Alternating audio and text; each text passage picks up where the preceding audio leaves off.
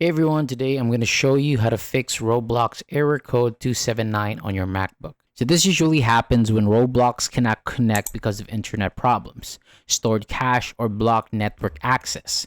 So first open Safari or another browser and go to Roblox status, and then check if Roblox services are working. If you see a red warning or an unstable service, the problem is on the Roblox side.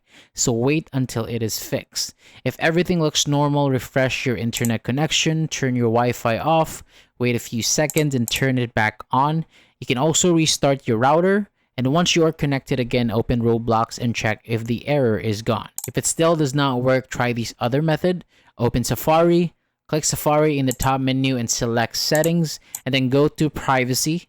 Then click Manage Website Data, and then remove any Roblox related data or select Remove All to completely clear the cache. So if the error still continues, open System Settings, go to Network and select Wi-Fi, and then click Forget this network, then reconnect using your password. So this refreshes your network settings, and if you are using Ethernet, you can skip this step.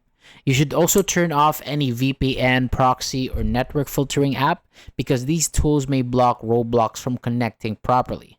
And finally, restart your MacBook and try joining a Roblox game again.